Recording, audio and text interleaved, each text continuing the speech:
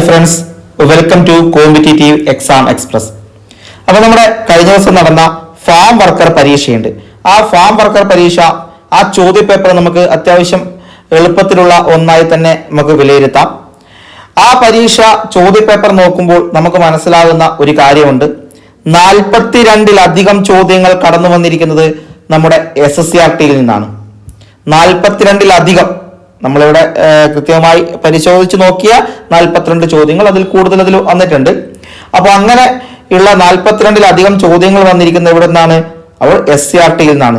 നമ്മുടെ ഏറ്റവും പുതിയ SCRT നമുക്കറിയാം, 5ാം ക്ലാസ്സിലെയും 7ാം ക്ലാസ്സിലെയും 9ാം ക്ലാസ്സിലെയും SCRT പുതുതായിട്ടാണ് വന്നിരിക്കുന്നത്.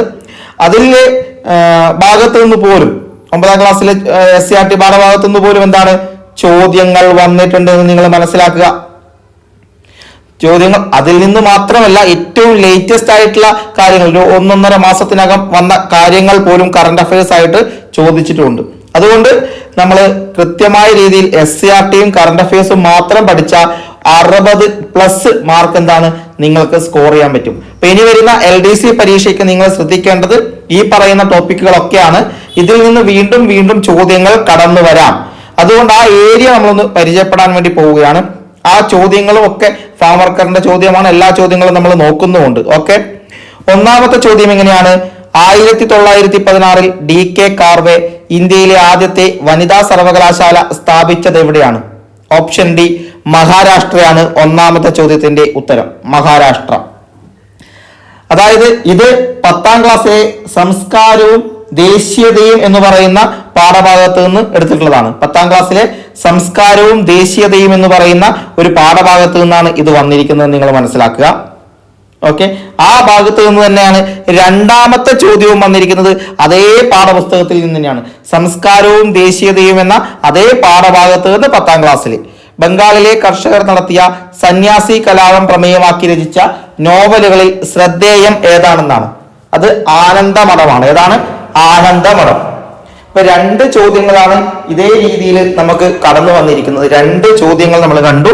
അത് രണ്ടും സംസ്കാരവും ദേശീയതയും എന്ന് പറയുന്ന 10ാം ക്ലാസ്സിലെ പാഠഭാഗത്ത് നിന്നാണ്. ഇനി മൂന്നാമത്തെ ചോദ്യം നോക്കുക. പ്ലാസി യുദ്ധം ബ്രിട്ടീഷ് ഭരണത്തിന്റെ അടിത്തറയിട്ടെങ്കിലും ജാലിയൻ വാലാബാഗ് സംഭവം ബ്രിട്ടീഷ് ഭരണത്തിന്റെ അടിത്തറ ഇളക്കി. ജാലിയൻ വാലാബാഗ് സംഭവത്തെ കുറിച്ച് ഇങ്ങനെ പ്രതികരിച്ചതാണ്. ഓപ്ഷൻ സി ഗാന്ധിജിയാണ് ഉത്തരം. ഗാന്ധിജിയാണ് ഇതിന്റെ ഉത്തരം. എന്നാൽ ഇത് വന്നിരിക്കുന്നത് സമരവും സ്വാതന്ത്ര്യവും എന്ന 10ാം ക്ലാസ്സിലെ പാഠഭാഗത്ത് നിന്നാണ്. സമരവും സ്വാതന്ത്ര്യവും എന്ന് പറയുന്ന 10ാം ക്ലാസ്സിലെ പാഠഭാഗത്ത് നിന്നാണെന്ന് നിങ്ങൾ മനസ്സിലാക്കുക. അപ്പോൾ 3 ചോദ്യങ്ങൾ, 3ഉം വന്നിരിക്കുന്നത് 10ാം ക്ലാസ്സിലെ SCRT-യിൽ നിന്ന്. അടുത്ത 4ാമത്തെ ചോദ്യം, ദേശീയ പ്രസ്ഥാനത്തിന്റെ നഴ്സറി എന്ന് വിശേഷിപ്പിക്കപ്പെട്ടിരുന്നത്. ദേശീയ പ്രസ്ഥാനത്തിന്റെ നഴ്സറി എന്ന് വിശേഷിപ്പിക്കപ്പെട്ടിരുന്നത് അത് ബംഗാളാണ്. ബംഗാൾ. ഇതും 10ാം ക്ലാസ്സിലെ ബ്രിട്ടീഷ് ചൂഷണവും ചെറുത്തുനിൽപ്പുകളും എന്ന പാഠഭാഗത്ത് നിന്നാണ് വന്നിരിക്കുന്നത്.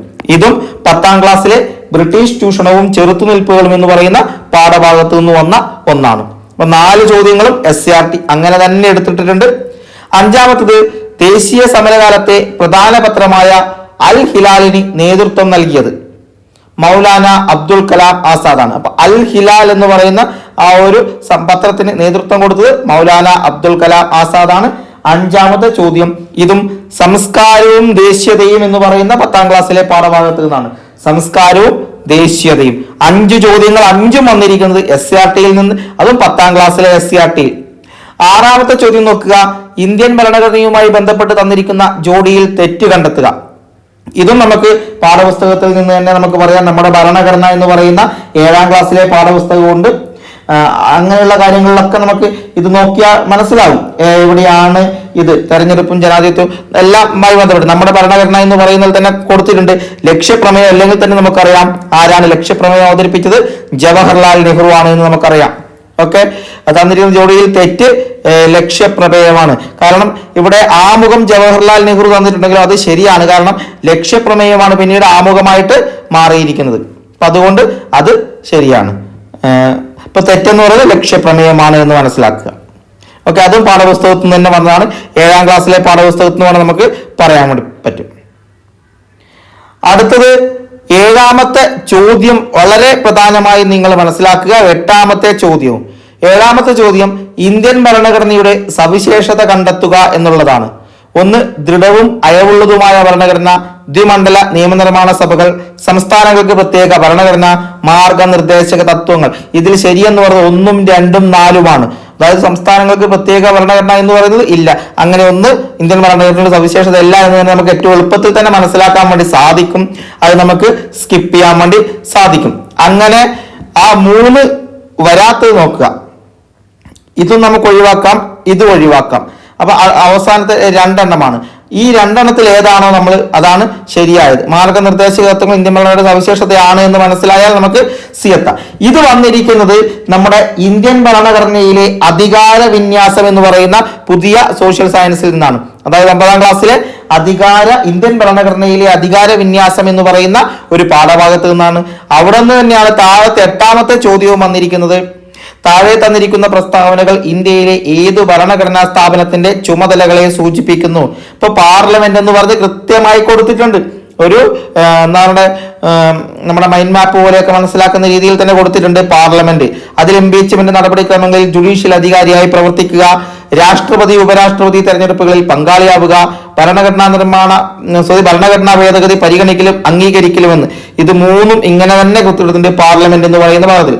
അതും വന്നിരിക്കുന്നത് 9ാം ക്ലാസ്സിലെ പുതിയ പാഠപുസ്തകത്തിൽ നിന്നാണ്. സോഷ്യൽ സയൻസിന്റെ പുതിയ പാഠപുസ്തകത്തിൽ നിന്നാണ് ഈ 2 ചോദ്യങ്ങളും കടന്നു വന്നിരിക്കുന്നത്. നിങ്ങൾ മനസ്സിലാക്കുക. അടുത്തത് വന്നിരിക്കുന്നത് താഴെ തന്നിരിക്കുന്നവയിൽ നിന്ന് മൗലികാവകാശങ്ങൾ കണ്ടെത്തുക എന്നതാണ്. താഴെ തന്നിരിക്കുന്നവയിൽ നിന്ന് മൗലികാവകാശങ്ങൾ കണ്ടെത്തുക. ഇതും നമ്മുടെ ഭരണഘടന എന്ന 7ാം ക്ലാസ്സിലെ ആ ഒരു പാഠഭാഗത്ത് നിന്നാണ് ഇത് വന്നിരിക്കുന്നത്. 7ാം ക്ലാസ്സിലെ നമ്മുടെ ഭരണഘടന അതിൽ കൃത്യമായും നമുക്ക് തന്നിട്ടുണ്ട്. മൗലികാവകാശങ്ങളിൽ ഉൾപ്പെടുന്നത് സാംസ്കാരികവും വിദ്യാഭ്യാസപരവുമായ അവകാശമുണ്ട്, മതസ്വാതന്ത്ര്യത്തിലുള്ള അവകാശമുണ്ട്. എന്നാൽ സൗജന്യ നിയമസഹായവും ലഹരി വസ്തുക്കളുടെ നിരോധനവും മൗലികാവകാശങ്ങളിൽ ഇങ്ങനെ പ്രത്യേകമായി പറയുന്നില്ല എന്ന് മനസ്സിലാക്കുക. അപ്പോൾ 7ാം ക്ലാസ്സിലെ ആ ഒരു നമ്മുടെ ഭരണഘടന എന്ന് പറയുന്ന ആ ഭാഗം പഠിച്ചാൽ നിങ്ങൾക്ക് കിട്ടും. ഇനി 10ാമത്തെ ഒരു ചോദ്യമുണ്ട്. നിങ്ങൾ രാഷ്ട്രീയത്തിൽ സജീവമായി ഇടപെടാതിരിക്കുന്നതിന്റെ പരിണിത ഫലം നിങ്ങളെക്കാൾ മോശമായവർ നിങ്ങളെ ഭരിക്കും എന്നതാണ്. ആരുടെ വാക്കുകളാണിത് എന്നതാണ്. ഇത് നമുക്ക് തന്നിരിക്കുന്നത് രാഷ്ട്രവും രാഷ്ട്രതന്ത്രശാസ്ത്രവും എന്ന് പറയുന്ന 10ാം ക്ലാസ്സിലെ പാഠഭാഗത്ത് നിന്നാണ്. രാഷ്ട്രതന്ത്രശാസ്ത്രവും എന്ന് പറയുന്ന 10ാം ക്ലാസ്സിലെ പാഠഭാഗത്തിൽ ഇത് കൃത്യമായി ഇങ്ങനെ തന്നെ കോട്ട് ചെയ്തിട്ടുണ്ട്. അതിൽ പ്ലേറ്റോ ആണെന്ന് കൃത്യമായി പറയുന്നുമുണ്ട്. അത് നിങ്ങൾ മനസ്സിലാക്കുക. ഇനി 11ാമത്തെ ചോദ്യം താഴെ തന്നിരിക്കുന്ന കേരളത്തിലെ ഒരു നവോത്ഥാന നായകനെ കുറിച്ചുള്ളതാണ്. 1, അധസ്ഥിതർക്ക് ക്ഷേത്രപ്രവേശനവും സഞ്ചാര സ്വാതന്ത്ര്യവും അനുവദിക്കണമെന്ന് വാദിച്ചു. അധസ്ഥിതരോടൊപ്പം മിശ്രഭോജനം നടത്തി അവരുടെ സാമൂഹ്യ പുരോഗതിക്ക് വേണ്ടി പ്രവർത്തിച്ചു. വിദ്യയും വിത്തവും ഉണ്ടെങ്കിലേ മനുഷ്യ പുരോഗതി സാധ്യമാകൂ എന്ന് അദ്ദേഹം വിശ്വസിച്ചു. ആരാണ്? ചട്ടമ്പി സ്വാമികളാണ്. ഇത് നവകേരള സൃഷ്ടിക്കായി എന്ന് പറയുന്ന 7ാം ക്ലാസ്സിലെ പാഠഭാഗത്തിൽ അങ്ങനെ തന്നെ കൊടുത്തിട്ടുണ്ട്. നവകേരള സൃഷ്ടിക്കായി എന്ന് പറയുന്ന പാഠഭാഗത്തിൽ ഈ പാരഗ്രാഫ് ഇങ്ങനെ തന്നെ കൊടുത്തിട്ടുണ്ട്. ആ പാരഗ്രാഫിൽ നിന്ന് കറക്റ്റായിട്ട് എടുത്ത് ചോദിച്ചിട്ടുണ്ട്. അതാണ് ഈ ഒരു ഭാഗം, നമ്മുടെ നവകേരള സൃഷ്ടിക്കായി എന്ന് പറയുന്ന പാഠഭാഗം. അതിൽ നിന്ന് തന്നെയാണ് 12ാമത്തെ ചോദ്യവും വന്നിരിക്കുന്നത്. 12ാമത്തെ ചോദ്യവും നവകേരള സൃഷ്ടിക്കായി. അതിൽ അയ്യങ്കാളി കല്ലുമാല സമരം, അരുവിപ്പുറം ക്ഷേത്രപ്രതിഷ്ഠ ശ്രീനാരായണ ഗുരു, അയിത്തത്തിനെതിരെ കിണറുകൾ കുഴിച്ചത് വൈകുണ്ഠസ്വാമികൾ. ഇത് 3 അങ്ങനെ തന്നെ പറഞ്ഞിട്ടുണ്ട്. സ്വദേശാഭിമാനി പത്രം രാമകൃഷ്ണ പിള്ളയല്ല, വക്കം അബ്ദുൽ ഖാദർ മൗലവി ആണെന്ന് കൂടി പറയുന്നത്. അത് നിങ്ങൾക്ക് അവിടെ മനസ്സിലാവും. അതും വന്നിരിക്കുന്നത് എവിടെ നിന്നാണ്? നമ്മുടെ 7ാം ക്ലാസ്സിലെ നവകേരള സൃഷ്ടിക്കായി എന്ന് പറയുന്ന പാഠഭാഗം. 7ാം ക്ലാസ്സിലെ നവകേരള സൃഷ്ടിക്കായി. ഇനി 13ാമത്തെ ചോദ്യം ലണ്ടൻ മിഷൻ സൊസൈറ്റി മിഷണറി സംഘം കേരളത്തിൽ എവിടെയാണ് പ്രവർത്തിച്ചതെന്നാണ്. അത് തിരുവിതാംകൂറിലാണ്. LMS എന്ന് പറയുന്ന ഒരു സ്റ്റോപ്പ് കൂടിയുണ്ട് നമ്മുടെ തിരുവനന്തപുരത്ത് എന്ന് മനസ്സിലാക്കുക. നമ്മുടെ മ്യൂസിയത്തിന്റെ ഒക്കെ അടുത്തായിട്ട് വരുന്ന ഒരു സ്റ്റോപ്പാണ് LMS സ്റ്റോപ്പ്. അപ്പൊ LMS എന്ന മിഷണറി സംഘം പ്രവർത്തിച്ചത് തിരുവിതാംകൂറിലാണ് എന്ന് നിങ്ങൾക്ക് മനസ്സിലാവും. ഇത് കേരളം ആധുനികതയിലേക്ക് എന്ന് പറയുന്ന 10ാം ക്ലാസ്സിലെ പാഠഭാഗത്ത് നിന്ന് തന്നെയാണ് ഇതും വന്നിരിക്കുന്നത്. അതായത് കേരളം ആധുനികതയിലേക്ക് എന്ന 10ാം ക്ലാസ്സിലെ പാഠഭാഗത്ത് നിന്നാണ് ഈ ഒരു ലണ്ടൻ മിഷൻ സൊസൈറ്റിയുമായി ബന്ധപ്പെട്ട ചോദ്യം വന്നിരിക്കുന്നത്. തൊട്ടടുത്ത ചോദ്യം 14ാമത്തെ ചോദ്യവും വന്നിരിക്കുന്നത് എവിടെ നിന്നാണ്? അതും നമ്മുടെ ഈ ഒരു പാഠഭാഗത്ത് നിന്ന് തന്നെയാണ്. കേരളം ആധുനികതയിലേക്ക് എന്ന് പറയുന്ന 10ാം ക്ലാസ്സിൽ നമുക്ക് 1924 നവംബർ എന്ന് പറയുന്നുണ്ട്. നവംബർ 1 എന്ന് പറയുന്നില്ല. 1924 എന്ന് പറയുമ്പോൾ നമുക്ക് ഏകദേശം നവംബർ കിട്ടിക്കഴിഞ്ഞാൽ നമുക്ക് ആ ഒരു ഡേറ്റ് അവിടെ കറക്റ്റ് ആയിട്ട് അറിയാൻ വേണ്ടി സാധിക്കും. അതായത് മന്നത്ത് പത്മനാഭന്റെ നേതൃത്വത്തിൽ സവർണ ജാഥ നടത്തിയത് 1924 നവംബർ 1-നാണ്. ഈ സവർണ ജാഥയുമായി ബന്ധപ്പെട്ട് ഒരുപാട് ചോദ്യങ്ങൾ ഇപ്പോൾ കടന്നു വരുന്നുണ്ട്, വളരെ ഇമ്പോർട്ടന്റ് ആയി പഠിക്കുക. ഇനി 15ാമത്തെ ഒരു ചോദ്യമുണ്ട്. 1.25 കോടി മലയാളികൾ എന്ന ഗ്രന്ഥത്തിന്റെ രചയിതാവാര്? EMS നമ്പൂതിരിപ്പാടാണ്. ഈ 15ാമത്തെ ചോദ്യവും കടന്നു വന്നിരിക്കുന്നത് കേരളം ആധുനികതയിലേക്ക് എന്ന് പറയുന്ന അതേ 10ാം ക്ലാസ്സിലെ പാഠഭാഗത്ത് നിന്നാണ്. കേരളം ആധുനികതയിലേക്ക് എന്ന് പറയുന്ന 10ാം ക്ലാസ്സിലെ പാഠപുസ്തകത്തിൽ നിന്നാണ് വന്നിരിക്കുന്നത്. 15 ചോദ്യങ്ങൾ നമ്മൾ പരിചയപ്പെട്ടു. 15 ചോദ്യങ്ങളും SSCRTയിൽ നിന്ന് അങ്ങനെ തന്നെ കടന്നു വന്നിരിക്കുന്നതാണ്. ഇനി 16ാമത്തെ ചോദ്യം, 2024 നിലവിൽ വന്ന ലോക്സഭ എത്രാമത്തതാണ്? 18. ഏതാണ് ഏറ്റവും ലേറ്റസ്റ്റ് ആയിട്ടുള്ള ലേറ്റസ്റ്റ് കറണ്ട് അഫയേഴ്സ് മനസ്സിലാക്കുക. ഇനി ഇപ്പോഴത്തെ കേന്ദ്ര വിദ്യാഭ്യാസ മന്ത്രി ആര്? അതും ഏറ്റവും ലേറ്റസ്റ്റ് ധർമ്മേന്ദ്ര പ്രധാനാണ്. ഏറ്റവും ലേറ്റസ്റ്റ് ആയിട്ടുള്ള കറണ്ട് അഫയേഴ്സ് ആണ്. ഇനി 18ാമത്തെ ചോദ്യം, താഴെ കൊടുത്തിരിക്കുന്നവയിൽ പഞ്ചശീല തത്വങ്ങളുമായി ബന്ധമില്ലാത്ത പ്രസ്താവന ഏത്? 1954 ചൈനയുമായി അതിർത്തി തർക്കമുണ്ടായപ്പോൾ ഇന്ത്യ ചൈനയുമായി ഒപ്പുവെച്ച കരാർ. 2, ഇരു രാജ്യങ്ങളുടെയും അതിർത്തിയും പരമാധികാരവും പരസ്പരം അംഗീകരിക്കുക എന്നത് ഇതിലെ പ്രധാന തത്വമാണ്. 3, ലാൽ ബഹദൂർ ശാസ്ത്രിയും മുഹമ്മദ് അയ്യൂബ് ഖാനുമാണ് കരാറിൽ ഒപ്പുവെച്ചത്. 4, ജവഹർലാൽ നെഹ്റുവും ചൗവൻലായുമാണ് കരാറിൽ ഒപ്പുവെച്ചത്. ഇത് ഈ ഒരു കാര്യം എന്ന് പറയുന്നത് സ്വാതന്ത്ര്യാനന്തര ഇന്ത്യ എന്ന് പറയുന്ന നമ്മുടെ 10ാം ക്ലാസ്സിലെ മറ്റൊരു പാഠഭാഗമാണ്. സ്വാതന്ത്ര്യാനന്തര ഇന്ത്യ എന്ന ഭാഗത്ത് ഇങ്ങനെ തന്നെ കൊടുത്തിട്ടുണ്ട്. അതിൽ ജവഹർലാൽ നെഹ്റുവും ചൗവൻലായുമാണ് കരാറിൽ ഒപ്പുവെച്ചത്. അപ്പൊ ഇതിൽ 3ാമത്തെ അത് തെറ്റാണെന്ന് കൃത്യമായി നമുക്ക് ബോധ്യം വന്നിട്ടുണ്ട്. പിന്നെ 3ാമത്തെ തെറ്റാണെന്ന് മനസ്സിലാകുമ്പോൾ ഇതിൽ ബന്ധമില്ലാത്ത പ്രസ്താവന 3 വരുന്നതാണ്. സിയും എയുമാണ്. A 1954 ചൈനയുമായിട്ടാണെന്ന് മനസ്സിലായ സിയിലേക്ക് നമുക്ക് പെട്ടെന്ന് തന്നെ എത്താൻ വേണ്ടി സാധിക്കും. അപ്പൊ ഇവിടെ സി ആണ് ഉത്തരം. ഇത് 10ാം ക്ലാസ്സിലെ സ്വാതന്ത്ര്യാനന്തര ഇന്ത്യ എന്ന് പറയുന്ന പാഠഭാഗത്ത് നിന്നാണ്. അടുത്ത 19ാമത്തെ ചോദ്യവും വന്നിരിക്കുന്നത് അതേ 10ാം ക്ലാസ്സിലെ സ്വാതന്ത്ര്യാനന്തര ഇന്ത്യ എന്ന് പറയുന്ന പാഠഭാഗത്ത് നിന്നാണ്. അതിൽ കൃത്യമായി കൊടുത്തിട്ടുണ്ട്. ദേശീയ ബഹിരാകാശ ഗവേഷണ സമിതി നിലവിൽ വന്നു. ഏതാണ് വർഷം എന്ന് കൊടുത്തിട്ടുണ്ട്. ഇന്ത്യൻ ദേശീയ ബഹിരാകാശ ഗവേഷണ സംഘടന ISRO നിലവിൽ വന്നത് എന്ന് കൊടുത്തിട്ടുണ്ട്. ആര്യഭട്ട എന്ന ഉപഗ്രഹം വിക്ഷേപിച്ചത് എപ്പോഴെന്ന് കൊടുത്തിട്ടുണ്ട്. ചന്ദ്രയാൻ ദൗത്യം എന്ന് കൃത്യമായി കൊടുത്തിട്ടുണ്ട്. ഈ സാധനം ഇങ്ങനെ തന്നെ ഇതേ ഓർഡറിൽ അതിൽ പറയുന്നുണ്ട്. വർഷവും കാലവും ഒക്കെ കൊടുക്കുന്നുണ്ട്. ഇത് തന്നെയാണ് അതിന്റെ ഓർഡർ. ഇതും 10ാം ക്ലാസ്സിലെ സ്വാതന്ത്ര്യാനന്തര ഇന്ത്യ എന്ന് പറയുന്നുണ്ട്. ഇനി അടുത്തത് 20ാമത്തെ ചോദ്യമുണ്ട്.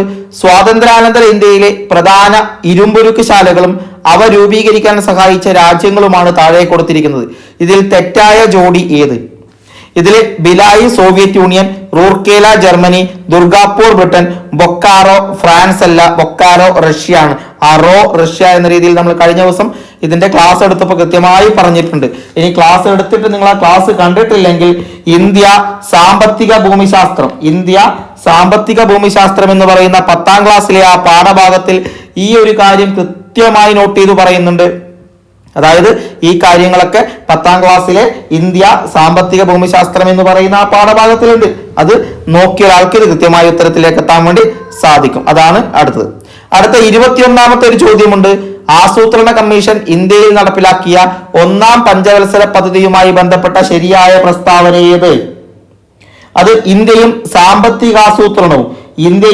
സാമ്പത്തികാസൂത്രണവും എന്ന് പറയുന്ന ഒരു പാഠഭാഗമുണ്ട്. അതായത് 8ാം ക്ലാസ്സിലെ ഒരു പാഠഭാഗമാണ് ഇന്ത്യയും സാമ്പത്തികാസൂത്രണവും. അതിൽ വളരെ വ്യക്തമായി ഈ പോയിന്റുകൾ കൊടുത്തിട്ടുണ്ട്. 1951-56 പദ്ധതിയുടെ കാലയളവെന്നും എന്താണ് അതിന്, അതായത് കാർഷിക മേഖലയുടെ സമഗ്ര വികസനത്തിന് ഊന്നൽ നൽകിയെന്നൊക്കെ അതിൽ വ്യക്തമായി പറയുന്നുണ്ട്. 2ാം പദ്ധതി വ്യവസായിക വികസനത്തിന് ഊന്നൽ നൽകിയെന്ന് അതിൽ പറയുന്നുണ്ട്. അപ്പൊ ഇതും പഠിച്ച ഒരാൾക്ക് എന്താണ് ഇത് കൃത്യമായി അറ്റൻഡ് ചെയ്യാൻ പറ്റും. 8ാം ക്ലാസ്സിലെ നമ്മുടെ ഇന്ത്യയും സാമ്പത്തിക ആസൂത്രണവും എന്ന് പറയുന്ന പാഠഭാഗത്ത് നിന്നാണ് ഇത് വന്നിരിക്കുന്നത്. അതേപോലെ തന്നെ അടുത്ത ചോദ്യവും 22 ഇങ്ങനെ തന്നെ ഒരു ബോക്സിൽ കൊടുത്തിട്ടുണ്ട്. സോറി 10ാം ക്ലാസ്സിലെ 8ാം ക്ലാസ്സിലെ അതേ പാഠഭാഗത്ത് തന്നെ ഇന്ത്യയും സാമ്പത്തികാസൂത്രണവും എന്ന് പറയുന്ന അതേ പാഠഭാഗത്ത് ഇങ്ങനെ കൊടുത്തിട്ടുണ്ട്. അണക്കെട്ടുകൾ ഇന്ത്യയുടെ വികസനത്തിന്റെ മഹാക്ഷേത്രങ്ങളാണ്. ഈ വാക്കുകൾ ആരുടേത് എന്ന്, ഈ അണക്കെട്ടുകൾ ഇന്ത്യയുടെ വികസനത്തിന്റെ മഹാക്ഷേത്രങ്ങളാണെന്ന് ജവഹർലാൽ നെഹ്റു കൃത്യമായി 8ാം ക്ലാസ്സിലെ ഇത് ഇന്ത്യയും സാമ്പത്തികാസൂത്രണവും എന്ന് പറയുന്ന പാഠഭാഗത്ത് കൊടുത്തിട്ടുണ്ട്. പിന്നെ 23ാമത്തെ ചോദ്യം എന്ന് പറയുന്നത് നീതി ആയോഗിന്റെ ഇപ്പോഴത്തെ വൈസ് ചെയർമാൻ ആരാണ്? ഇത് കറന്റ് അഫയേഴ്സ് ആണ്. നീതി ആയോഗുമായി ബന്ധപ്പെടുന്ന കാര്യവും ഇതേ 8ാം ക്ലാസ്സിലെ പാഠഭാഗത്ത് തന്നെയാണ് വരുന്നത്. ഇന്ത്യയും സാമ്പത്തിക ആസൂത്രണവും എന്ന് പറയുന്ന പാഠഭാഗത്ത് നീതി ആയോഗുമായി ബന്ധപ്പെട്ട് ചോദ്യങ്ങൾ കടന്നു വരുന്നുണ്ട്. അതും നിങ്ങൾ പഠിക്കുക. അടുത്തത്, ചന്ദ്രയാൻ 3 പേടകം ചന്ദ്രന്റെ ദക്ഷിണ ധ്രുവത്തിൽ ഇറങ്ങിയതെന്ന് കറന്റ് അഫയേഴ്സ്. ചന്ദ്രയാൻ 3 ഒക്കെ നമ്മൾ വീഡിയോ നോട്ടൊക്കെ ആയിട്ട് നമ്മൾ തന്നിട്ടുണ്ട്. അത് 2023 ഓഗസ്റ്റ് 23 എന്ന് കൃത്യമായി നമ്മൾ അതിൽ പറയുന്നുണ്ട്. അത് കണ്ട് വായിച്ചവർക്ക് ഇത് ഉത്തരത്തിലേക്ക് എത്താൻ വേണ്ടി സാധിക്കും. ഇനി 25ാമത്തെ ചോദ്യം, താഴെ പറയുന്നവയിൽ ഇന്ത്യയിലെ കിഴക്കൻ മലനിരകളിൽ ഉൾപ്പെടുന്നത് കണ്ടെത്തുക. ഇന്ത്യയിലെ കിഴക്കൻ മലനിരകളിൽ ഉൾപ്പെടുന്നത് ഏതാണെന്ന് കൃത്യമായി നമ്മുടെ വൈവിധ്യങ്ങളുടെ ഇന്ത്യ എന്ന് പറയുന്ന പാഠഭാഗത്ത് വളരെ വളരെ വ്യക്തമായിട്ട് തന്നെ കൊടുത്തിട്ടുണ്ട്. അത് നിങ്ങൾ കൃത്യമായി നോക്കുക. അത് 10ാം ക്ലാസ്സിലെ പാഠഭാഗമാണ്. 10ാം ക്ലാസ്സിലെ പാഠഭാഗത്തിലെ വൈവിധ്യങ്ങളുടെ ഇന്ത്യ എന്ന് പറയും. ഇന്ത്യയിലെ കിഴക്കൻ മലനിരകൾ എന്ന് പറഞ്ഞിട്ട് പട്കായിബോം, മിസോ കുന്നുകൾ, ഗാരോ ഗാസി കുന്നുകൾ എന്ന് പറഞ്ഞ് കൃത്യമായി കൊടുത്തിട്ടുണ്ട്. അതിൽ ഹിമാദ്രി മാത്രമാണ് ഒഴിവായത്. അതെന്തൊക്കെയാണെന്ന് കൃത്യമായി നമുക്ക് ആ പാഠഭാഗം വായിച്ച ഒരാൾക്ക് വളരെ എളുപ്പത്തിൽ ഈ ഒരു ഉത്തരത്തിലേക്ക് എത്താൻ വേണ്ടി സാധിക്കും. ഓക്കെ, അടുത്തത് 26ാമത്തെ ചോദ്യവും അതേ 10ാം ക്ലാസ്സിലെ വൈവിധ്യങ്ങളുടെ ഇന്ത്യ എന്ന് പറയുന്ന പാഠഭാഗത്തിൽ നിന്നാണ്. ഇന്ത്യയുടെ പടിഞ്ഞാറൻ തീരസമതലവുമായി ബന്ധപ്പെട്ട പ്രസ്താവനയിൽ ശരിയല്ലാത്തത് കണ്ടെത്തുക. അതും ഒരു ബോക്സിൽ അങ്ങനെ തന്നെ കൊടുത്തിട്ടുണ്ട്.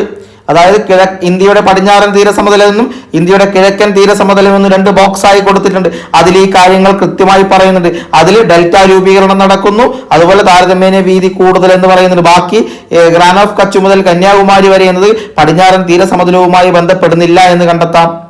അങ്ങനെ ആ കാര്യങ്ങൾ വ്യക്തമായി നോക്കി നിങ്ങൾക്ക് മുന്നോട്ട് പോകും. അത് 10ാം ക്ലാസ്സിലെ വൈവിധ്യങ്ങളുടെ ഇന്ത്യ എന്ന് പറയുന്ന അതേ പാഠഭാഗത്താണ്. 27ാമത്തെ ചോദ്യം നോക്കുക. അതും 10ാം ക്ലാസ്സിലെ വൈവിധ്യങ്ങളുടെ ഇന്ത്യ.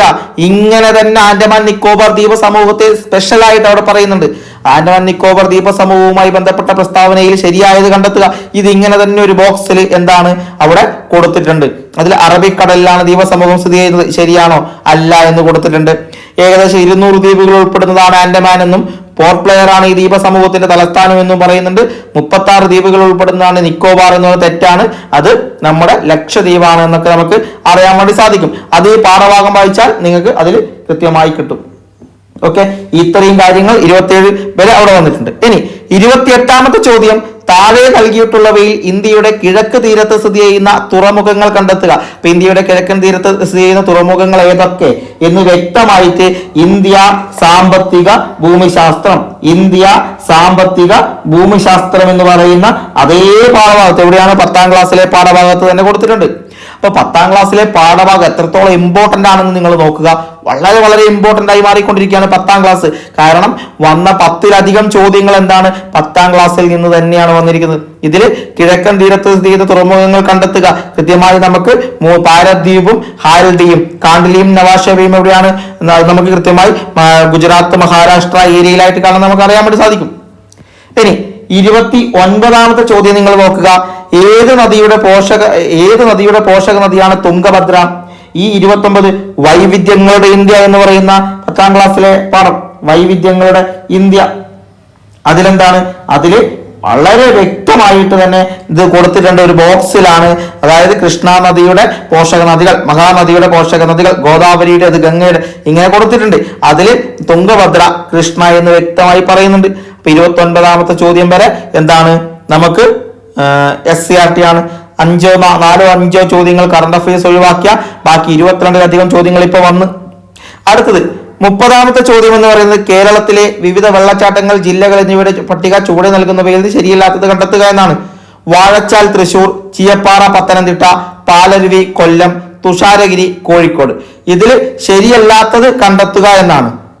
പാലരുവി വെള്ളച്ചാട്ടം എവിടെയാണ് എന്നുള്ള കൊല്ലത്തല്ല എന്നാണ് ഇവിടെ നമുക്ക് കണ്ടെത്താൻ വേണ്ടി സാധിക്കുന്നത്. ആ കാര്യങ്ങൾ ഇവിടെ കൊടുത്തിട്ടുണ്ട്, പഠിക്കുക. ഇനി 31ാമത്തെ ചോദ്യം കേരളത്തിലെ നദികളെ സംബന്ധിച്ച പ്രസ്താവനകൾ ശരിയായത് കണ്ടെത്തുക. ഇത് നമ്മുടെ പാഠപുസ്തകത്തിൽ കേരളത്തിൽ ഏറ്റവും നീളം കൂടിയ നദി പെരിയാറാണെന്ന് പറഞ്ഞു കൊടുക്കുന്നുണ്ട്. അത് മാത്രമാണ് കൊടുക്കുന്നത്. ബാക്കിയൊക്കെ അങ്ങനെ വ്യക്തമായി കൊടുക്കുന്നില്ല എന്ന് മനസ്സിലാക്കാം. പക്ഷെ നമുക്ക് ബാക്കി കാര്യങ്ങൾ മനസ്സിലാക്കാം. വേമ്പനാട് കായലിൽ പതിക്കുന്ന പമ്പാ നദിയുടെ പോഷക നദികളാണ് കക്കി, കല്ലാറ്. പാലക്കാട്, മലപ്പുറം, തൃശ്ശൂർ എന്നീ ജില്ലകളിൽ ഒഴുകുന്ന ഭാരതപ്പുഴ അറബിക്കടലിൽ പതിക്കുന്നു. ഈ കാര്യങ്ങളെല്ലാം ശരിയാണ് നമുക്ക് മനസ്സിലാവും. പിന്നെ കേരളത്തിലെ ദേശീയ ഉദ്യാനത്തെ സംബന്ധിച്ച പ്രസ്താവനകൾ ശരിയായത് കണ്ടെത്തുക. ലോക പൈതൃക പട്ടികയിൽ ഉൾപ്പെട്ട ദേശീയോദ്യാനമാണ് സൈലന്റ് വാലി. ഏറ്റവും കൂടുതൽ ജൈവ വൈവിധ്യമുള്ള ദേശീയോദ്യാനമാണ് സൈലന്റ് വാലി. കേരളത്തിലെ ഏറ്റവും ചെറിയ ദേശീയോദ്യാനമാണ് ഇരവികുളം. വരയാടുകളുടെ സംരക്ഷണ കേന്ദ്രമാണ് ഇരവികുളം. ഏറ്റവും ചെറുതല്ല എന്ന് നമുക്ക് അറിയാൻ വേണ്ടി സാധിക്കും. അങ്ങനെയാണെങ്കിൽ 1, 2, 4 ആണ് ശരിയായ ഉത്തരം വരുന്നത്. അടുത്തത് 33ാമത്തെ ചോദ്യം വരുന്നത് കേരളത്തിലെ ജലവൈദ്യുത പദ്ധതികളെ സംബന്ധിച്ച് തെറ്റായ പ്രസ്താവന. ഇടുക്കി ജലവൈദ്യുത പദ്ധതി നിർമ്മാണത്തിന് സഹായിച്ച രാജ്യം കാനഡയാണ്. മലബാറിലെ ആദ്യത്തെ ജലവൈദ്യുത പദ്ധതി ശബരിഗിരിയാണ്. സ്വകാര്യ മേഖലയിൽ പ്രവർത്തിക്കുന്ന ആദ്യ ജലവൈദ്യുത പദ്ധതി മണിയാറാണ്. ഇടുക്കി ജലവൈദ്യുത പദ്ധതിയുടെ സ്ഥാപിത ഉത്പാദന ശേഷി 680 മെഗാവാട്ടാണ്. ഓക്കെ, ഇതിൽ തെറ്റായ പ്രസ്താവന 680 അല്ല എന്ന് നമുക്ക് വ്യക്തമായിട്ട് അറിയാം. പിന്നീട് വരുന്നത് മലബാറിലെ ആദ്യത്തെ ജലവൈദ്യുത പദ്ധതി ശബരിഗിരി അല്ല എന്ന് നമുക്ക് രണ്ടും മനസ്സിലായ ഈ ഉത്തരത്തിലേക്ക് നമുക്ക് എത്താൻ വേണ്ടി സാധിക്കും. ഇനി 34ാമത്തെ ചോദ്യം കേരളത്തിലെ മലനാടുകളെ സംബന്ധിച്ച പ്രസ്താവനകളിൽ ശരിയല്ലാത്തത് കണ്ടെത്തുക. സമുദ്രനിരപ്പിൽ നിന്നും 7.5 മീറ്റർ മുതൽ 75 മീറ്റർ വരെ ഉയരം കൂടിയ കുന്നുകളും മലകളും അടങ്ങിയ പ്രദേശം. മലനാട്ടിൽ നിന്നാണ് നദികൾ ഉത്ഭവിക്കുന്നത്. മലനാടിന്റെ ഭൂരിഭാഗവും വനങ്ങളാണ്. ഈ ഒരു ചോദ്യം കേരളം മണ്ണും മഴയും മനുഷ്യനും അതുപോലെ കേരളക്കരയിൽ എന്ന 5ാം ക്ലാസ്സിലെ പാഠഭാഗത്ത് നിന്നും അതുപോലെ 6ാം ക്ലാസ്സിലെ കേരളം മണ്ണും മഴയും മനുഷ്യനും 6ാം ക്ലാസ്സിലെ കേരളം മണ്ണും മഴയും മനുഷ്യനും എന്ന ഭാഗത്ത് നിന്ന് നമുക്ക് ഇതിന്റെ ഉത്തരം വളരെ എളുപ്പത്തിൽ ലഭിക്കും. ഏതെങ്കിലും ഒരു പാഠഭാഗം വായിച്ചാൽ നമുക്ക് ഈ ഉത്തരം വളരെ വ്യക്തമായി നിങ്ങൾക്ക് കിട്ടുന്നതാണ്. 34 5ാം ക്ലാസ്സോ 6ാം ക്ലാസ്സിലെ പാഠപുസ്തകത്തിൽ കേരളം മണ്ണും മഴയും മനുഷ്യനും ഉണ്ട്. അതുപോലെ കേരളക്കരയിൽ എന്ന് പറയുന്ന ഒരു ഭാഗമുണ്ട്. അവിടെ നിങ്ങൾക്ക് ഇതിന്റെ ഉത്തരങ്ങൾ കിട്ടും. പിന്നെ താഴെ പറയുന്നവരിൽ കേരള അത്ലറ്റുകൾ ഉൾപ്പെടുന്നവർ ആരെല്ലാം എന്നാണ്. കേരള അത്ലറ്റുകളാണ്. അതിൽ ജിമ്മി ജോർജ് അത്ലറ്റ് ആണെന്ന് നമുക്കറിയാം. അഞ്ജു ബോബി ജോർജ് അത്ലറ്റ് ആണെന്ന് നമുക്കറിയാം. ജിമ്മി ജോർജ് വോളിബോൾ പ്ലെയർ ആണ്. ജിമ്മി ജോർജ് അദ്ദേഹം അത്ലറ്റ് അല്ല. KT ഇർഫാനും സിനി ജോസും അഞ്ജു ബോബി ജോർജുമാണ് അത്ലറ്റുകളിൽ പെടുന്നത്. ജിമ്മി ജോർജ് അത്ലറ്റ് അല്ല, വോളിബോൾ പ്ലെയർ ആണ്. ഇത് കായികം എന്ന് പറയുന്ന ഭാഗത്ത് നിന്ന് വന്നതാണ്. അടുത്ത 36 കേരളത്തിലെ മത്സ്യബന്ധന മേഖലയുമായി യോജിക്കാത്ത പ്രസ്താവനകൾ. ഇത് മത്സ്യഫെഡ് ആരംഭിച്ച വർഷം 1984. മത്സ്യഫെഡിന്റെ ആസ്ഥാനം കൊച്ചി. കേരളത്തിന്റെ ഔദ്യോഗിക മത്സ്യം മത്തി.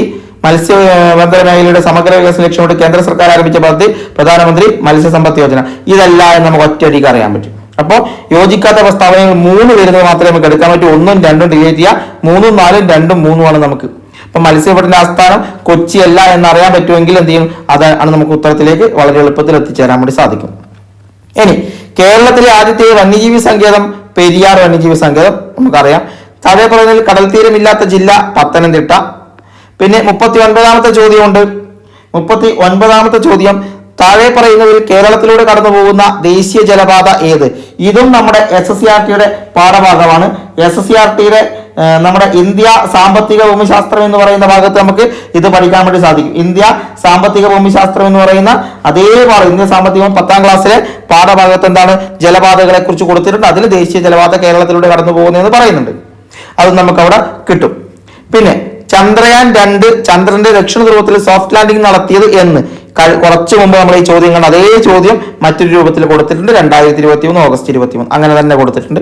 2021 എഴുത്തച്ഛൻ പുരസ്കാരം നേടിയ വ്യക്തി SK വസന്തൻ, വീണ്ടും CA. പിന്നെ കുറച്ച് പദ്ധതികളാണ്. സംസ്ഥാനത്തെ സർക്കാർ എയ്ഡഡ് സ്കൂളുകളിൽ പഠിക്കുന്ന 1 മുതൽ 8 വരെയുള്ള മറ്റു പിന്നാക്ക വിഭാഗങ്ങളിൽപ്പെട്ട വിദ്യാർത്ഥികൾക്ക് സ്കോളർഷിപ്പ് നൽകുന്ന പദ്ധതി, അത് കെടാവിളക്ക് എന്ന് പറയുന്ന പദ്ധതിയാണ്. അതും നമുക്ക് പദ്ധതികളിൽ ഉൾപ്പെടുത്താം. അതുപോലെ അന്താരാഷ്ട്ര ഏകദിന ക്രിക്കറ്റിൽ 50 സെഞ്ചുറി നേടിയ രാജ്യതാരം വിരാട് കോഹ്ലി. കായികത്തിലും കറണ്ട് അഫയേഴ്സിലും ഒക്കെ വേണമെങ്കിൽ ഉൾപ്പെടുത്താം. അടുത്ത 44ാമത്തെ താഴെ തന്നിരിക്കുന്നവയിൽ തെരഞ്ഞെടുപ്പ് കമ്മീഷന്റെ ചുമതലകൾ ഏതൊക്കെയാണ്? വോട്ടർ പട്ടിക തയ്യാറാക്കൽ, തിരഞ്ഞെടുപ്പ് ചിഹ്നങ്ങൾ അനുവദിക്കൽ, വോട്ടിംഗ്, വോട്ടെണ്ണൽ, ഫലപ്രഖ്യാപനം, പെരുമാറ്റച്ചട്ടം രൂപീകരിക്കൽ. തെരഞ്ഞെടുപ്പും ജനാധിപത്യവും എന്ന 9ാം ക്ലാസ്സിലെ പാഠഭാഗത്തിൽ 9ാം ക്ലാസ്സിലെ തിരഞ്ഞെടുപ്പും ജനാധിപത്യവും എന്ന് പറയുന്ന പാഠഭാഗത്ത് ഇത് ഇങ്ങനെ തന്നെ കൊടുത്തിട്ടുണ്ട്. തെരഞ്ഞെടുപ്പ് കമ്മീഷന്റെ ചുമതലകൾ എന്തൊക്കെ, അത് വായിച്ചു പഠിച്ചാൽ ഈ ഉത്തരം നമുക്ക് വളരെ എളുപ്പത്തിൽ ലഭിക്കും. അടുത്തത് നാട്ടുരാജ്യങ്ങളുടെ സംയോജനവുമായി ബന്ധപ്പെട്ട് ലയന കരാർ തയ്യാറാക്കിയതാരെല്ലാം. കഴിഞ്ഞ ദിവസം ഇതുമായി ബന്ധപ്പെട്ട് നമ്മളൊരു ക്ലാസ് തന്നിട്ടുണ്ട്. എന്തായാലും ഉറപ്പായും വരാവുന്ന ചോദ്യമാണെന്ന് പറഞ്ഞിട്ടുണ്ട്. അതും നിങ്ങൾ കാണാം. അത് കണ്ടിട്ടില്ലെങ്കിൽ നിങ്ങൾക്ക് മറ്റേ നമ്മുടെ സ്വാതന്ത്ര്യാനന്തര ഇന്ത്യ എന്ന് പറയുന്ന 10ാം ക്ലാസ്സിലെ സ്വാതന്ത്ര്യാനന്തര ഇന്ത്യ എന്ന് പറയുന്ന 10ാം ക്ലാസ്സിലെ പാഠഭാഗത്തിൽ ഇത് വ്യക്തമായി കൊടുക്കുന്നുണ്ട്. സർദാർ പട്ടേലും VP മേനോനും അതിൽ പറയുന്നുണ്ട്. നിങ്ങൾക്കത് മനസ്സിലാക്കാം. ഇനി താഴെ തന്നിരിക്കുന്നതിൽ ഖാരിഫ് വിള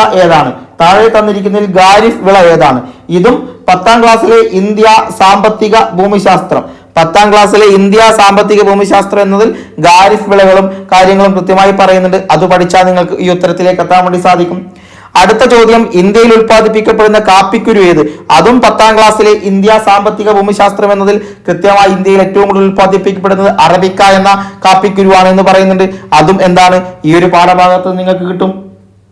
ഓക്കെ, അപ്പൊ അവിടെ നിങ്ങൾക്ക് അത് കിട്ടി, ഈ കാര്യങ്ങൾ അവിടെ കിട്ടിയത്. ഇനി 48ാമത്തെ ചോദ്യം, ISRO സ്ഥാപിതമായ വർഷം. സ്വാതന്ത്ര്യാനന്തര ഇന്ത്യ എന്ന 10ാം ക്ലാസ്സിലെ പാഠഭാഗത്ത് പോയാൽ അവിടെയും നിങ്ങൾക്ക് അതിന്റെ ഉത്തരവുണ്ട്. ISRO സ്ഥാപിതമായ വർഷം അവിടെ പറയുന്നുണ്ട്. 49, യുനെസ്കോയുടെ സാഹിത്യ നഗര പട്ടികയിൽ ഇടം നേടിയ ഇന്ത്യയിലെ ആദ്യ നഗരം CA ആണ്. കഴിഞ്ഞ ഒരു പരീക്ഷയിലെ CAയിലും ഇതേ ചോദ്യം കടന്നു വന്നിട്ടുണ്ട്. ആംബുലൻസ് അസിസ്റ്റന്റ് ആണെന്ന് തോന്നുന്നു, അതിൽ കടന്നു വന്നിട്ടുണ്ട്. അപ്പൊ ഈ ഒരു ചോദ്യം നമുക്ക് ഇനി കുറച്ച് നാളുകളോടെ നമുക്ക് എന്താണ് ഇതിൽ ഉണ്ടാകുമെന്ന് പഠിക്കാം. അതുപോലെ യുനെസ്കോയെ കുറിച്ചൊന്ന് പഠിച്ചു വെക്കുക. ഇനി അതുപോലെ തന്നെ 2023 ഒക്ടോബറിൽ ജാതി സെൻസസ് പ്രസിദ്ധീകരിച്ച ഇന്ത്യൻ സംസ്ഥാനം, അതും CA ആണ്, പഠിച്ചു വെക്കുക. ഇന്ത്യ 2023 ഏഷ്യൻ ഗെയിംസിൽ നേടിയ ആകെ മെഡലുകൾ CAയോ കായികമായിട്ടോ ഒക്കെ ഉൾപ്പെടുത്താം. അതുപോലെ സൂര്യനെ കുറിച്ച് പഠിക്കാനുള്ള ഇന്ത്യയുടെ ദൗത്യമാണ് ആദിത്യ L1 ഇപ്പൊ എല്ലാ പരീക്ഷകളിലും കടന്നു വരുന്നുണ്ട്. CA ആണ്, നമ്മുടെ പരീക്ഷകളിൽ ഇനിയും വരും. അതുപോലെ മനുഷ്യ ശരീരത്തിലെ ഏറ്റവും ചെറിയ അസ്ഥി എവിടെ കാണപ്പെടുന്നു എന്നതാണ്. ഏറ്റവും ചെറിയ അസ്ഥി എന്ന് പറയുന്നത് അറിവിന്റെ വാതായനങ്ങൾ എന്ന് പറയുന്ന പാഠഭാഗത്തുണ്ട്. അറിവിന്റെ വാതായനങ്ങൾ എന്ന് പറയുന്ന 10ാം ക്ലാസ്സിലെ പാഠഭാഗത്തിൽ നമുക്ക് അറിയാൻ പറ്റും. ചെവിയെ കുറിച്ച് പറയുന്നുണ്ട്. അതുപോലെ 54ാമത്തെ ചോദ്യമുണ്ട്, അതും അറിവിന്റെ വാതായനങ്ങൾ എന്ന് പറയുന്ന 10ാം ക്ലാസ്സിലെ പാഠഭാഗത്ത് നമുക്ക് കിട്ടും. 10ാം ക്ലാസ്സിലെ പാഠഭാഗത്ത് നമുക്ക് കിട്ടുന്നുണ്ട്. വിറ്റാമിൻ എയുടെ കുറവ് നിശാന്തത എന്താണ് എന്ന് കൃത്യമായി, വർണ്ണാന്തത എയുടെ കുറവുമല്ല എന്നറിയാം. അപ്പോൾ 3 എന്താണ് തെറ്റായ പ്രസ്താവനയാണെന്ന് കണ്ടു കഴിഞ്ഞാൽ അത് വരുന്ന ഒഴിവാക്കാം. നമുക്ക് ഇതും ഒഴിവാക്കാം, ഇതും ഒഴിവാക്കാം. പിന്നെ 1ഉം 2ഉം 1ഉം 4ഉം ഉള്ളു. വെറു എന്ന രോഗം വിറ്റാമിൻ സിയുടെ കുറവ് മൂലം ഉണ്ടാകുന്നു, അതല്ല എന്ന് കണ്ടാൽ നമുക്ക് ഉത്തരം ബിയിലേക്ക് എത്തിച്ചേരാൻ വേണ്ടി സാധിക്കും. അടുത്തത്, ബുദ്ധിമാന്റെ നെല്ല് എന്നറിയപ്പെടുന്ന നെല്ലിനം ചോദിച്ചാൽ അത് പൊക്കാളിയാണ്.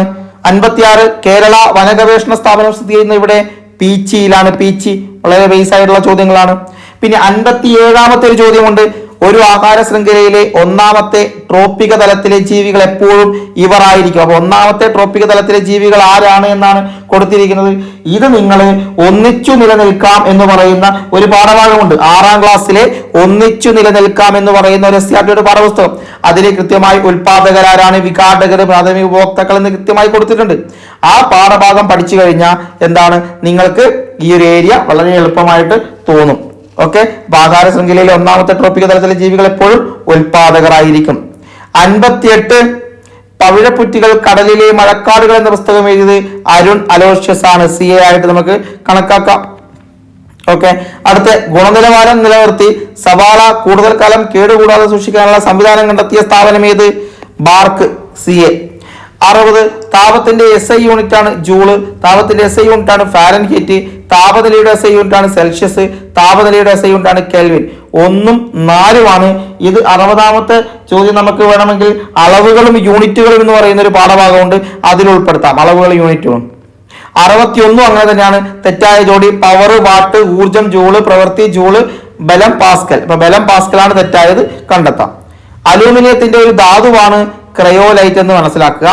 ഈ തെർമോപ്ലാസ്റ്റിക്കിന് ഉദാഹരണം അല്ലാത്തത് ഏത് എന്നുള്ളത് നമുക്ക് ബേക്കലൈറ്റ് ആണ്. ഇത് എന്താണ്, ഫൈബറുകളും പ്ലാസ്റ്റിക്കുകളും എന്ന് പറയുന്ന ഒരു പാഠഭാഗമുണ്ട്. അവിടെ നമുക്ക് ഇത് കിട്ടും. 8ാം ക്ലാസ്സിലെ പാഠഭാഗമാണ് ഫൈബറുകളും പ്ലാസ്റ്റിക്കും എന്ന് പറയുന്നത്. അതിൽ പോളിത്തീൻ, നൈലോൺ, PVC എന്നിവ തെർമോപ്ലാസ്റ്റിക്കിന് ഉദാഹരണമാണെന്ന് അതിൽ കൊടുക്കുന്നുണ്ട്. ഇനി 64ാമത്തെ ചോദ്യമുണ്ട്, കോൺവെക്സ് ലെൻസ് ഉപയോഗിച്ച് പരിഹരിക്കാവുന്ന കണ്ണിന്റെ ന്യൂനതകൾ ഏതൊക്കെയാണ് എന്നാണ്. 2ഉം 3ഉമാണ്. ഇത് കാഴ്ചയും വർണ്ണങ്ങളുടെ ലോകവും എന്ന 10ാം ക്ലാസ്സിലെ പാഠഭാഗത്തിൽ ഇത് കൃത്യമായി കൊടുത്തിട്ടുണ്ട്. അതായത് ദീർഘദൃഷ്ടി കോൺവെക്സ് ലെൻസ് ഉപയോഗിച്ച് പരിഹരിക്കാമെന്നും അതുപോലെ തന്നെ വെള്ളെഴുത്തും കോൺവെക്സ് ലെൻസ് ഉപയോഗിച്ച് പരിഹരിക്കാമെന്നും കൊടുത്തിട്ടുണ്ട്. അപ്പം അത് രണ്ടും, ഹ്രസ്വദൃഷ്ടി കോൺകേവ് ആണ് കൊടുത്തിട്ടുള്ളത്. അതുകൊണ്ട് ഹ്രസ്വദൃഷ്ടി കോൺകേവ് ആണ്. അതുകൊണ്ട് 1 വരുന്ന ഇത് ഉപയോഗിക്കാം, ഇത് ഉപേക്ഷിക്കാം. 2ഉം 3ഉം 2ഉം 4ഉം എന്നാണ്. മാലക്കണ്ണും അല്ല എന്ന് മനസ്സിലായി. 2ഉം 3ഉം ഒന്നിലേക്ക് നമുക്ക് എത്താൻ വേണ്ടി സാധിക്കും. അത് 10ാം ക്ലാസ്സിലെ ആ ഒരു പാഠഭാഗം നോക്കിയാൽ മതി. 65, 2023 സെപ്റ്റിമിയാസ് അവാർഡ്സിൽ മികച്ച ഏഷ്യൻ നടനായി തെരഞ്ഞെടുക്കപ്പെട്ട നടൻ ആരാണ്? ഉത്തരം ടൊവിനോ തോമസ് ആണ്. CA ആണ്. 38ാമത് ദേശീയ ജൂനിയർ അത്ലറ്റിക് ചാമ്പ്യൻഷിപ്പിന് വേദിയായ നഗരം കോയമ്പത്തൂർ. CA. അടുത്തത് 67. താഴെ പറയുന്ന പ്രസ്താവനകളിൽ ശരിയായത് ഏത് എന്നാണ്. താഴത്ത് ഡിഫ്തീരിയ ബാക്ടീരിയ മൂലം ഉണ്ടാകുന്ന രോഗമാണ്. അത് നമുക്ക് SCRT പറയുന്നുണ്ട്. കോളറ വായുവിലൂടെ പകരുന്ന രോഗമാണ്. ചിക്കൻ ഗുനിയ മലിനജലത്തിലൂടെ പകരുന്ന രോഗമാണ്. ഇതും നമ്മുടെ പാഠപുസ്തകത്തിൽ പറയുന്നുണ്ട്. ഓക്കെ, അതും നിങ്ങൾ നോക്കുക. അടുത്ത 68. അനോഫിലസ് പെൺകൊതുകുകൾ വാഹകരായിട്ടുള്ള രോഗം ഏത്? മലമ്പനി എന്നാണ്. ഇത് നമുക്ക് അകറ്റി നിർത്താം രോഗങ്ങളെ, അതിൽ തന്നെയാണ് ഇത് പറയുന്നത്. അകറ്റി നിർത്താം രോഗങ്ങളെ എന്ന് പറയുന്ന ഒരു പാഠമുണ്ട്. അതായത് അകറ്റി നിർത്താം രോഗങ്ങളെ 10ാം ക്ലാസ്സിലെ തന്നെ പാഠഭാഗമാണ്. അതിൽ നമുക്ക് ഇത് കൃത്യമായി മലമ്പനി എന്ന് പറഞ്ഞ് കൊടുത്തിട്ടുണ്ട് ഏതൊക്കെയാണെന്നുള്ളത്. അതിലും നമുക്ക് ഉത്തരം കിട്ടും. 69. ശരിയായ ജോഡി ഏത് എന്ന് പറയുന്നുണ്ട്. 69.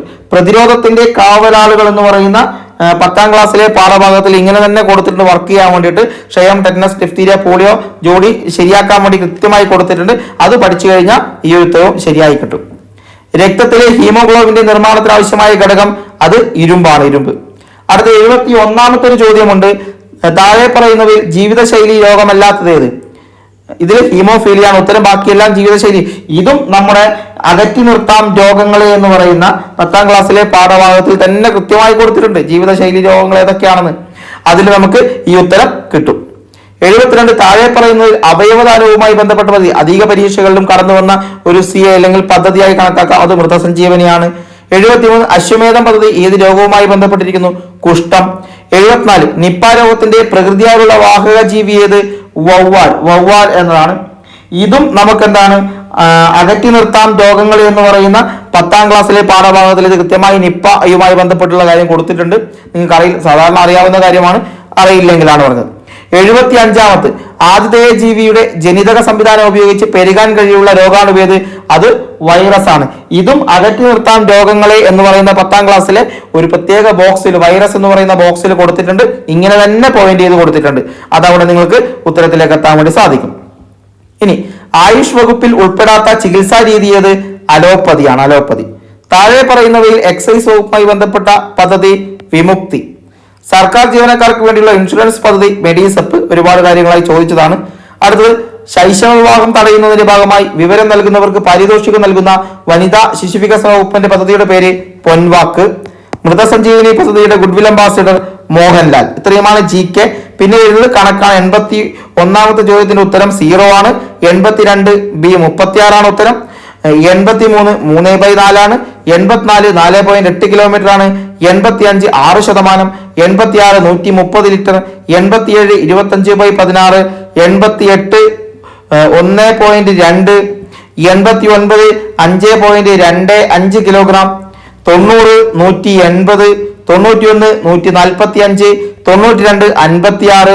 93 4:65. 94 5. 95 32. 96 ADKM. 97 13. 98 125/625. 99 44. 100ാമത്തത് ഓപ്ഷൻ C ആണ്. ഈ ഓപ്ഷൻ C എന്ന് പറയുന്നതും നമുക്ക് കൃത്യമായി ഇവിടെ അറിയാൻ പറ്റും. അറിവിന്റെ വാതായനങ്ങൾ എന്ന് പറഞ്ഞാൽ നമ്മുടെ എന്താണ് ഒന്നിച്ച് നിലനിൽക്കാം എന്ന് പറയുന്ന ആ ഒരു ഭാഗം ഉണ്ടല്ലോ, ഒന്നിച്ച് നിലനിൽക്കാം. അവിടെ തന്നെ അത് കൊടുത്തിട്ടുണ്ട്. അതായത് ആ ഉൽപാദകർ വിഘാടകർ എന്ന് പറയുന്നില്ല, അതിൽ കൃത്യമായി അവിടെ കൊടുത്തിട്ടുണ്ട്. ഈ 100ാമത്തെ ചോദ്യത്തിന്റെ ഉത്തരവ് SCRT-ൽ ഉള്ളതാണ്. ഓക്കെ, ഇതും SCRT ചോദ്യങ്ങളാണ്. അപ്പൊ ഈ ഇത്തരത്തിലുള്ള 100 ചോദ്യങ്ങളാണ്. ഇതിൽ നമുക്ക് 42-ലധികം ചോദ്യങ്ങൾ SSCRT-യിൽ നിന്ന് മാത്രമാണ് വന്നത്. നിങ്ങൾക്കൊന്ന് പരിശോധിച്ചാൽ അറിയാൻ വേണ്ടി സാധിക്കും. 42-ലധികം ചോദ്യങ്ങളാണ് SSCRT-യിൽ നിന്ന് കടന്നു വന്നിട്ടുള്ളത്. അപ്പൊ SCRT-യുടെ ഇമ്പോർട്ടൻസ് നിങ്ങൾ മനസ്സിലാക്കുക. നിങ്ങൾ 20 മാർക്കിന്റെ CA കൂടി പഠിച്ചു കഴിഞ്ഞാൽ 62+ മാർക്കാണ് നിങ്ങൾക്ക് ഈ ഒരു SCRT-യും CA ക്ലാസ് മാത്രം പഠിച്ചു കഴിഞ്ഞാൽ ലഭിക്കുന്നത്. അതിൽ കണക്ക് കൂടി 20 മാർക്കിന്റെ കണക്ക് കൂടി ചോദിച്ചാൽ 82 മാർക്ക്. 82 മാർക്കാണ്. 62ഉം 20ഉം 82 മാർക്ക്. ബാക്കി 18 മാർക്കിന്റെ വസ്തുതകൾ മാത്രമാണ് പുറമേ നിന്ന് വന്നിരിക്കുന്നത്. പുറമേ എന്ന് പറഞ്ഞാൽ അതിൽ പലതും SCRT-യിൽ ഉൾപ്പെടുത്തിയാണ്. ഒന്ന് ഡീറ്റെയിൽ ആയി പഠിച്ചു കഴിഞ്ഞാൽ ലഭിക്കേണ്ട മാർക്കുകളാണ്. അങ്ങനെ നിങ്ങൾക്ക് ഏറ്റവും എളുപ്പത്തിൽ നിങ്ങൾ മനസ്സിലാക്കുക. ഇനി LDC എഴുതാൻ പോകുന്നവര് ഈ പറയുന്ന പാഠഭാഗങ്ങളെങ്കിലും കൃത്യമായി ഒന്ന് പഠിച്ചു പോവുക. അതുപോലെ ഏറ്റവും ലേറ്റസ്റ്റ് ആയി വന്നിരിക്കുന്ന ഈ 5ാം ക്ലാസ്സിലെയും 7ാം ക്ലാസ്സിലെയും 9ാം ക്ലാസ്സിലെയും പുതിയ പാഠപുസ്തകം കൂടി എന്ത് ചെയ്യുക, ഒന്ന് പഠിച്ചിട്ട് വേണം നിങ്ങൾ പോവാൻ. അപ്പൊ ഈ ഒരു കാര്യം ഇനി പരീക്ഷ എഴുതാൻ പോകുന്ന എല്ലാവരും മനസ്സിലാക്കുക. ഇതുമായി ബന്ധപ്പെട്ട ഒരു ക്ലാസ്സുകളായിരിക്കും അടുത്ത ദിവസങ്ങളിൽ നമ്മൾ നിങ്ങളിലേക്ക് എത്തിക്കും. പെയ്ഡ് ഗ്രൂപ്പിന് പ്രത്യേകിച്ച് നമ്മൾ ഇത്തരത്തിലുള്ള ക്ലാസ്സുകളും അതിന്റെ വരാൻ സാധ്യതയുള്ള ചോദ്യങ്ങളും നൽകുന്നതായിരിക്കും. ഓക്കെ, അപ്പോൾ ഈ കാര്യങ്ങൾ നിങ്ങൾ മനസ്സിലാക്കുക. SCERT പ്രാധാന്യം നിങ്ങൾ മനസ്സിലാക്കുക. വരുന്ന പരീക്ഷകളിൽ LDC LGS അടക്കമുള്ള പരീക്ഷകളിൽ ഇതുപോലെ തന്നെ പഠിച്ചു പോയാൽ നിങ്ങൾക്ക് ഏറ്റവും മികച്ച റാങ്ക് തന്നെ വാങ്ങി മുന്നോട്ട് പോകാൻ വേണ്ടി സാധിക്കുന്നതായിരിക്കും. അപ്പോൾ നമ്മൾ സ്മാർട്ടായി ചിന്തിക്കുക, സ്മാർട്ടായി എന്താണ് ഇതിനു വേണ്ടി പ്രവർത്തിക്കുക, ഹാർഡായി അധ്വാനിക്കുക. അങ്ങനെയാണെങ്കിൽ നമ്മൾ ഈ പരീക്ഷ വളരെ ഈസിയായി ക്രാക്ക് ചെയ്യും. നല്ല ഏറ്റവും മികച്ച റാങ്ക് തന്നെ നമുക്ക് കരസ്ഥമാക്കാൻ വേണ്ടി സാധിക്കും. അപ്പോൾ ഈ വസ്തുത നിങ്ങൾ മനസ്സിലാക്കുക. Okay, thank